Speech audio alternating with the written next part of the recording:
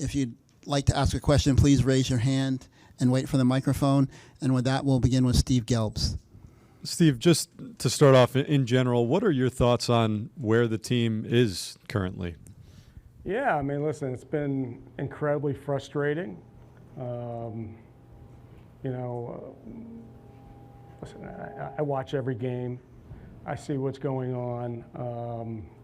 I mean, if you ask me, would I have expected us to be in this position at the beginning of the season, the answer is no. But here we are, and, hopefully we can right the ship. And listen, we have quality players.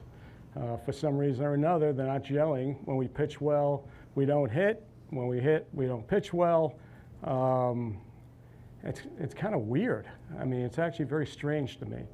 And I don't know if the players are anxious. I don't know if they're pressing. I mean, I assume that that's a little bit of that. We see a lot of mental errors, that what I call enforced errors. Obviously we can clean that up. We've lost games because of it, and there's nobody to blame, and it's really across the whole team. And but we played great last night. That was a crisp game, probably one of the best games we've played all year. And so we know it's possible, right? We know we're capable of doing it, and now we got to string it together. And the problem is, we're really at close to half the season, and so we don't have as much luxury of time as we have before. We still have time. I mean, I read something today that said there was one team every year that came from 8.5 back in the last 4 years to make the wild card.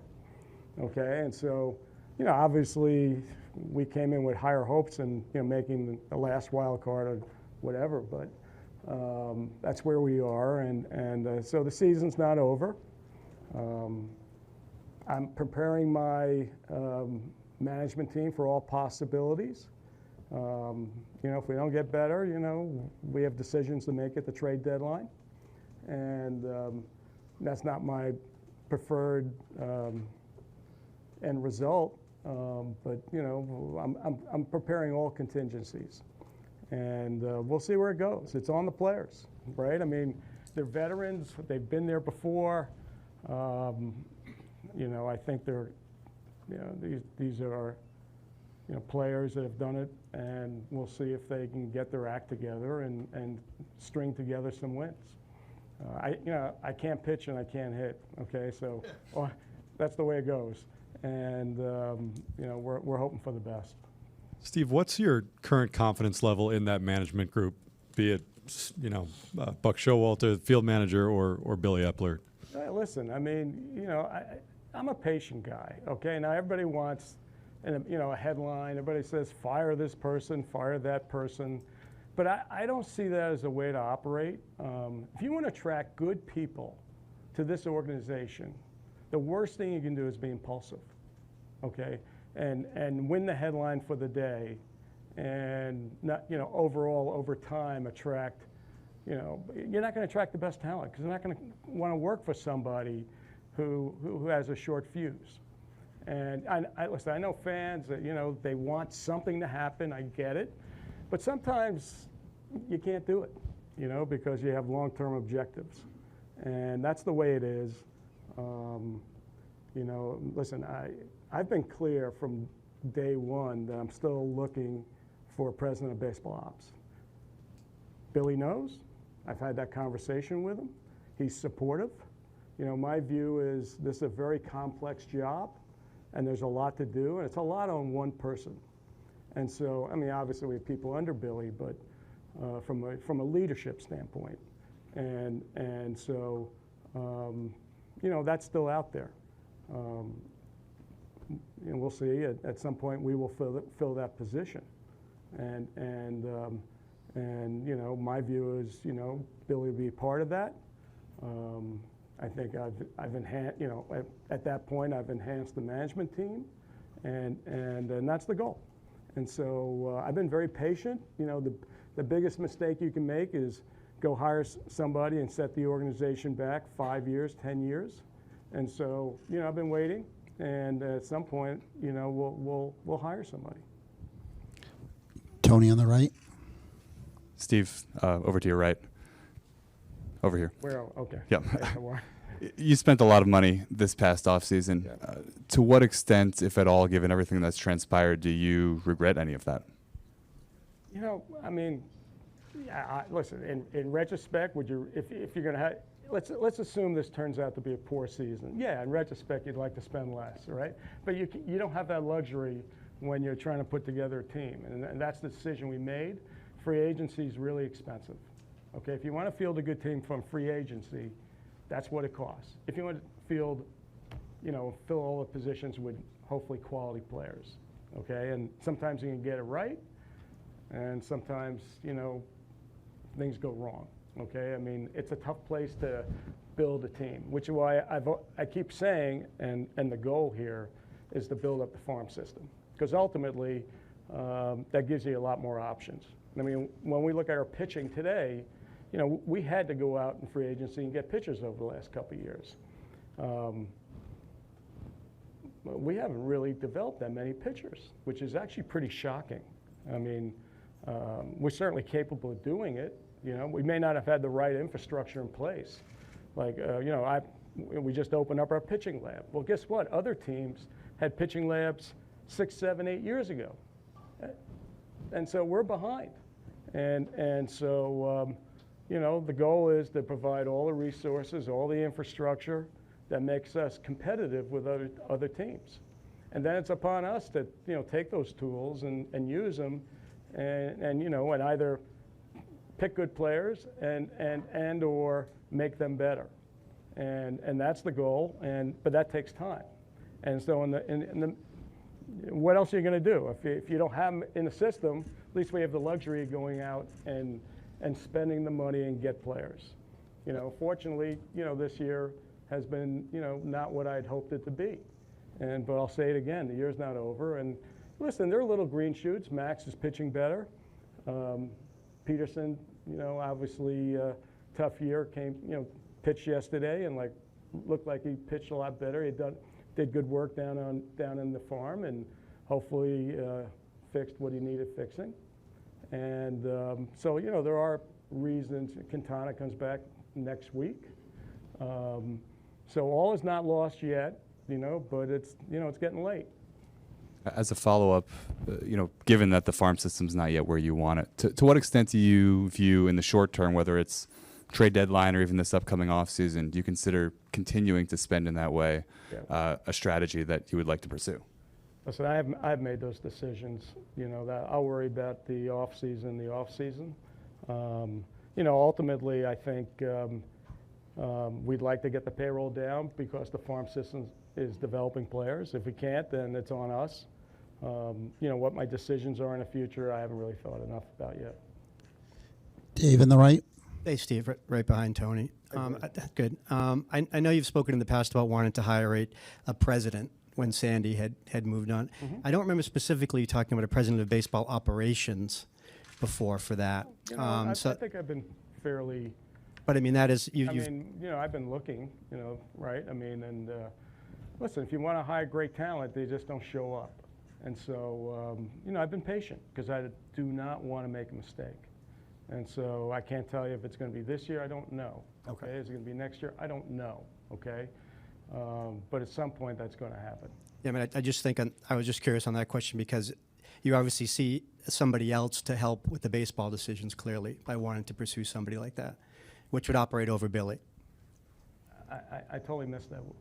What are you saying? No, by a president of baseball operations, you would bring in somebody else above Billy to make baseball decisions. That's what I was just curious about. That's what a president of baseball ops does. Right. Okay. So, all right. Yeah. I just want to be clear on that. Okay. But listen, in the end, these are titles. Okay. These are going to be working relationships. I suppose the responsibilities will be divvied up. Andy on the far left. Steve, so it's clear you're looking for a president/CEO and a president of baseball, correct? Yeah, other than that, I'm in good shape. Right. Thanks. One day, you never know. Bruce in the front. Steve, when you took over, you said the time frame of winning a championship was 3 to 5 years. I keep saying, I wish This is year 3. Throwing that up to me, This is year 3. Is that Yeah. goal still realistic? Listen, it's always possible, right? I mean, you never know, right? I mean, if you can get into the playoffs, anything can happen. Winning a World Series is really hard. I mean, 29 teams lose, one team wins. And, but you know, the goal is to put yourself in position for good things to happen. I mean, that's the goal, okay? And I've been bridging that as our farm system, as we rejigger our farm system. I mean, I came in, no pitching, a lot of the tools weren't there. You know, these things take time. To develop talent takes time. I mean, I wish it was faster. I'm used to it in my own hedge fund, and you know, analysts that come in as junior analysts in my hedge fund sometimes take 6-7 years before they become PMs, portfolio managers. And developing talent's hard. You know, it's not easy. We're all competing for the best talent, so you know, it requires a little patience and then my willingness to spend to bridge it. What does Steve Cohen, the owner, say to Steve Cohen, the fan, right now? Sorry about it. We're working hard. You know, I understand the disappointment and frustration. You know, that's the beauty. We have passionate fans.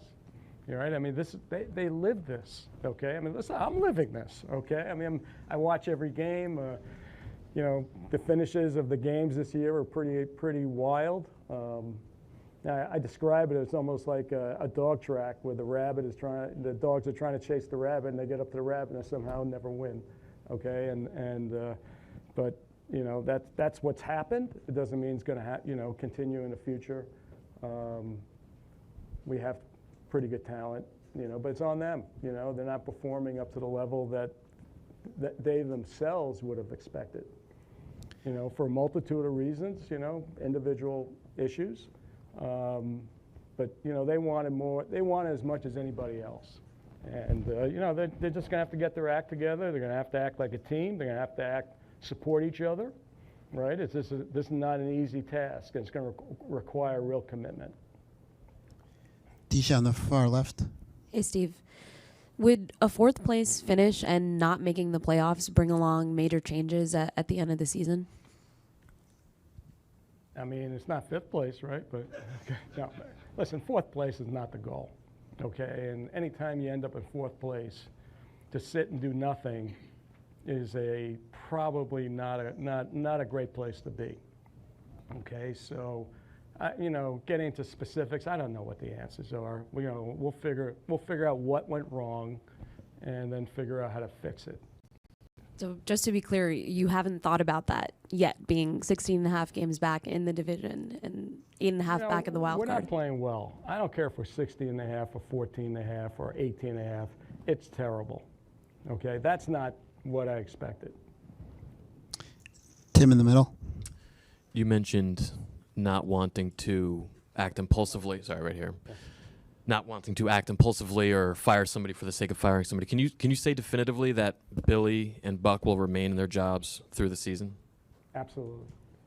And separately, last week with the Escobar trade, for example, you guys paid down the salary as much as you were allowed for the sake of better prospect return. Mm-hmm. In the event that you go down the seller path leading up to the trade deadline, how extensively are you willing to do that?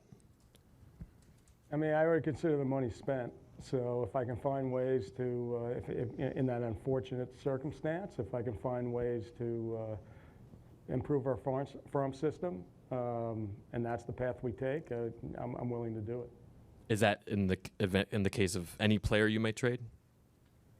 You know, listen, each situation is dependent on, you know, the particular player and the opportunities on the other side, what we might get. Okay, so it's hard to say, but I'm open to all ideas. Hannah on the left. Over here. You talked about preparing for the contingencies in which you would sort of be selling at the deadline, or I guess conceding that this season was not going to end in a postseason run. In that, my preference, okay? Well, this doesn't seem to be the preference either. What's that? This current situation, I assume, is already not your preference. Listen, this is where we are, right? We got ourselves in this mess. Now, how are we going to get out? If you were to to pursue that, some sort of retooling, what kind of timeline do you think that would put the team on? Like, how far back would you be sort of resetting things? You know, that's a very general question. It's really hard to know. It really depends. I mean, obviously you want to stay competitive. You still want to take advantage of opportunities. You know, once again, it's a case-by-case situation. You know, I haven't really developed my thinking on that. You know, if it turns out we don't improve, and I'm looking at 24, you know, with let's say, you know, with a similar team, 1 year older for a veteran team, probably not a great place to be. Okay, I mean, it could get better, but you know, it may not. And so, you know, we have to make those judgments. You know, we have to make honest, truthful judgments. There are no guarantees we're going to get it right, and but you know, we're thinking about it every day, and like I said, my druthers would be that we're not faced with that situation. How much would you be prepared to add at the deadline if you were, say, in a position like you are now? Or a little bit better? If I'm in this position, I'm not adding, okay? I mean, I think that would be pretty silly, okay? I mean, you know, I would probably do very little. Abby on the right. What do you hope a president of baseball operations brings to the organization, and are you looking for somebody with specific experience? Yeah, I mean, I don't want a rookie doing this, okay? I mean, you know, we've got a solid infrastructure in place, solid management. So we want to bring in somebody that's complementary. Someone, you know, I want someone that can come into this organization and hit the ground running and not create problems, right? Conflicts. And so, you know, like I said, I'm taking my time. You know, hopefully I'll find the right person. And if I don't find the right person this year, I'll, you know, wait. Lindsay on the left. Steve, over here. Who do you feel is responsible for your team's struggles this season? Well, you know, there's plenty of blame to go around, right? I mean, I'll take responsibility, right? I'm the owner. And so, yeah, listen, ultimately, for some reason, we're not as crisp as we were last year. You know, we had a lot of players perform really well last year, and this year they're not performing quite as well. What the reason is, I don't know. It's a little bit above my pay grade. Okay, it's not my forte. You know, it doesn't mean it has to last all season, but you know, the reality is the reality. Players know it, management knows it, I know it, and you know, hope is not a strategy, right? So this is what we're faced. We don't have a ton of options, right? I mean, you know, until we figure out where we are, there's still a lot of baseball to be played, all the euphemisms. And, but, you know, I'm a realist, you know, like it's June 28th. The trade deadline's August 1st. A little bit more than a month. We got to get going. Do you have a message to your players about their performance? Listen, I believe in these guys, okay? I mean, I was talking to Jeff McNeil today. Called him up just to see how he was doing. I know he's frustrated, and you know he feels he's close. Okay, well, you know, David Peterson, he made changes. Max Scherzer, he's pitching better. You know, Jose Quintana coming back. I mean, there's a lot of reasons. You know, we have some relief pitchers that are almost healthy. So you can make a case that things are about to turn, but you know, you can make it. You know, but who knows, right? I mean, I can't. It's really hard to predict the future. Have you noticed that? Really hard. So, so I'm hopeful, and I think there's reason to be hopeful, but it's on the players at this point. Mike on the right.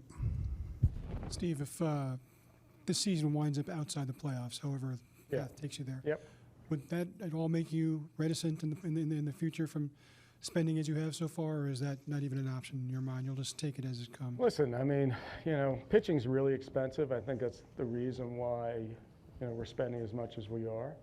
You know, position players, we have young players coming up. I think that's going to, over time, help from a payroll perspective. And you know, listen, I mean, I don't think it's sustainable in a long-term I mean, just losing the type of money that I'm losing. I mean, it's a lot to ask, okay? And you know, and frankly, you know, we'll figure that out as we go, but I certainly have the wherewithal to do it, and there's just a question of how long. Steve's got time for a couple more before he heads into another meeting. Tim? When you talk about not firing, so as not being impulsive now, so as to attract top talent, how much of that perspective has been informed by your attempts to hire a president of baseball ops in past off seasons? Not easy, right? I mean, in my business, you know, there are ways to hire people a lot easier than it is in baseball. I'm following the rules, and you know, the type of person I want doesn't grow on trees. Okay, so I have to be patient. And like I said, the worst thing I can do is go hire somebody in that role that, you know, I'm settling on, okay? And listen, I was lucky enough to find Billy 2 years ago. I mean, we were really, it was really difficult to go find anybody to run this team, which is kind of remarkable. It's a New York team, but because of the nature of trying to find people in baseball, it's not easy. Do you have a clearer picture now of why it was so difficult then and why it might be easier this offseason? It's, you know, it's a question of, you know, do people, at some point, someone's going to come available. I mean, it's not going to continue this way forever, okay? And so, you know, at the same time, you know, we're making massive improvements that the fans do not see in the people we're hiring, the coaches, the, you know, people in the farm system. I had a great conversation with our head of pitching in the minor leagues. I'm impressed by him. We're bringing those. I mean, I just had a presentation today on the stuff we're doing with technology in the farm system. We're investing, and you know, when you invest in your business, it should pay dividends. Anthony on the left. Steve, how much money are you losing? Well, bigger than a breadbasket, I'll tell you that. I'll tell you after the thing. Okay? No, last one. June. Is trading Justin Verlander or Max Scherzer something you would consider if the team's in the same place at the deadline? These are great pitchers, and you know, we brought them in for a reason, and so, you know, I don't want to broach that topic. I haven't gotten that far yet. This is the oldest roster in baseball. Plus they have contracts, by the way. Okay, no offense, but you know. Thank you very much, Steve. Yep. Okay. Good seeing everybody. Buck Showalter will be in the press conference room very shortly.